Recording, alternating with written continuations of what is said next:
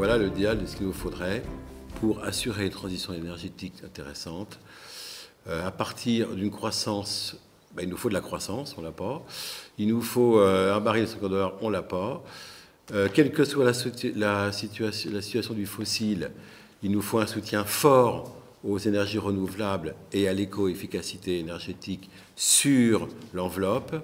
Il faut délaisser le fossile et le nucléaire au profit des énergies renouvelables par volonté politique. Enfin, il nous faut un comportement mitigé entre la contrainte, la rationalité économique, donc il faut former les gens, un équilibre, il faut les rendre raisonnables.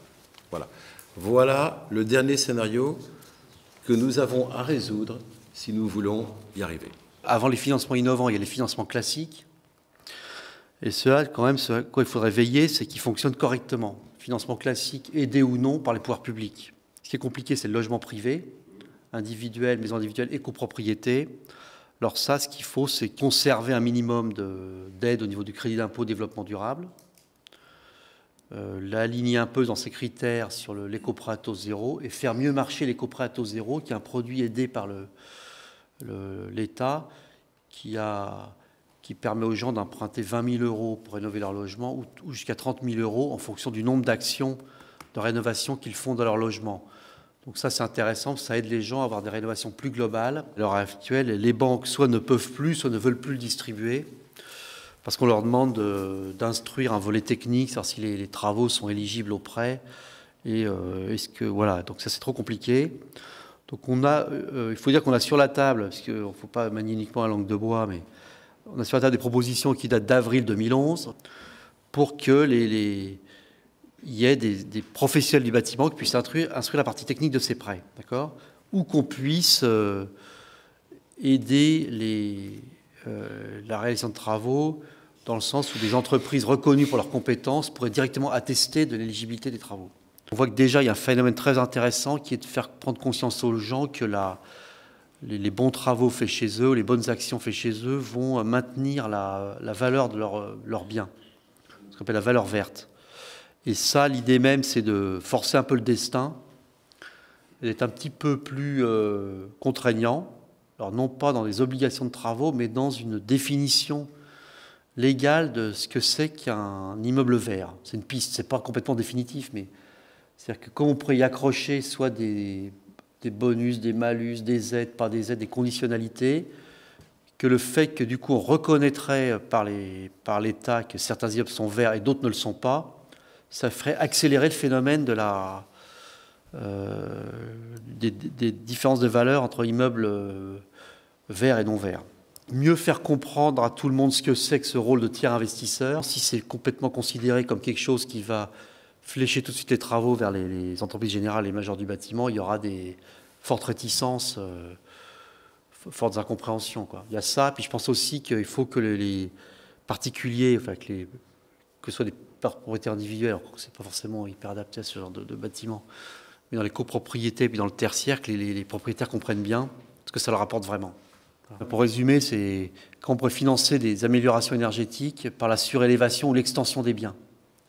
Donc en décoinçant les contraintes réglementaires d'urbanisme, mais il y en a pas on va savoir, il n'y a pas que des freins d'urbanisme, mais aussi les critères de vote dans les copropriétés, il y a aussi les réglementations d'incendie, d'accessibilité. Il faut voir comment on pourrait les traiter pour faciliter ça, que du coup il y aurait un peu de la ressource gratuite, entre guillemets, disponible pour créer de la surface, créer du logement et s'en servir pour financer les rénovations. Voilà. Aussi, on pense au volet entreprise, clarifier ce qui existe comme aide aux entreprises et pourquoi pas donner un coup de pouce aux entreprises qui s'investissent dans l'efficacité énergétique. Il faut que les économies, que les travaux soient financés par les économies engendrées. C'est pas plus compliqué que ça. C'est le principe même de l'éco-PTZ. Le problème de l'éco-PTZ, c'est qu'il est de courte durée, parce que tous les travaux sur l'enveloppe, c'est des travaux qui s'amortissent sur 25-30 ans. Alors si on part du principe qu'on veut rénover notre parc énergétique pour que dans notre parc d'immeubles, pour que dans 50 ans, il consomme moins qu'aujourd'hui, il faut donc aujourd'hui démarrer les travaux. Mais ils vont être amortis sur 30 ans, donc il faut mettre en place des financements qui soient de longue durée. Or ça, tout le monde le sait, et ça n'a jamais été mis en place, ça n'a pas été mis en place, des prêts de type hypothécaire, donc qui dépassent même la durée de vie du propriétaire sur un bâtiment donné. Ça, c'est le premier point. Le deuxième point, c'est que si on veut que les gens fassent aujourd'hui des travaux, il faut qu'on leur donne des aides concrètes immédiates, pas des crédits d'impôt qui vont venir je ne sais pas quand, non, des choses type les certificats d'économie, parce que les gens, ils passent une commande et déduit de leur facture, il y a l'aide. C'est ça qui est formidable avec le certificat d'économie d'énergie. Donc ça, il faut pérenniser ce système. Il faut qu'on puisse avoir des prêts à taux zéro aussi pour les rénovations de chaufferie. Un paquet global de diagnostic de leur situation technique, financière et d'exploitation. Ce sont des ménages qui sont en effet des ménages modestes par définition, puisque c'est une question de dénominateur et de numérateur, et qu'ils ont probablement besoin d'une aide globale pour savoir comment faire face à leur situation. Est-ce que c'est de l'isolation? Est-ce que c'est un bouquet de travaux? Est-ce que c'est un comportement? Est-ce que c'est une exploitation? Comment on peut les aider à financer? Bref, au-delà de l'aspect progressivité sociale de l'aide, en tout cas avoir un dispositif d'aide qui soit unique, on va parler de guichet unique, soit au moins coordonné, pour que ces ménages-là et accessoirement les autres puissent savoir d'un coup d'un seul comment leurs coûts d'investissement sont modulés par l'aide publique et non pas avoir à jouer entre le crédit d'impôt, l'éco-PTZ et les aides locales. Plan épargne énergie qui consiste en fait à recycler les plans épargne logement, dont vous savez qu'aujourd'hui ils sont beaucoup trop sous-calibrés par rapport au coût de l'achat.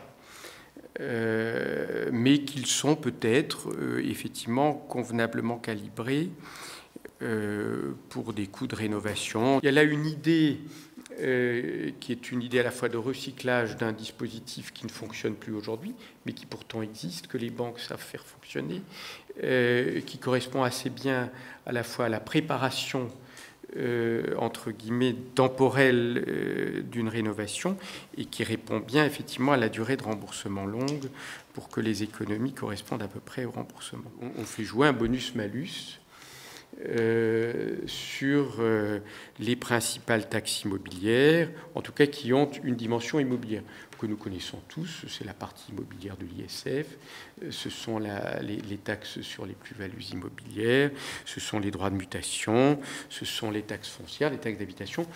Je signale au passage que tout ça, l'assiette actuelle de ces taxes dépasse quand même sensiblement les 50 milliards d'euros par an. C'est plutôt proche de 60 milliards. Donc on est sur un sujet qui n'est effectivement pas négligeable, qui est naturellement particulièrement sensible du point de vue politique. Une majeure mise sur le rôle des collectivités territoriales.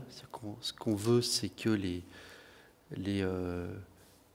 régions qui veulent prendre du poids dans le dispositif le prennent, et qu'en plus, les particuliers dans leur logement, ils soient informés par les agences nationales, mais aussi au niveau local, et qu'ils soient accompagnés par des dispositifs, parce qu'on appelle de manière pas très à droite peut-être le guichet unique, par des instances qui seraient créées ou qui rassembleraient ce qui existe déjà au niveau des communautés de communes ou des agglomérations, car c'est des échelons de proximité qui créent la confiance pour les particuliers.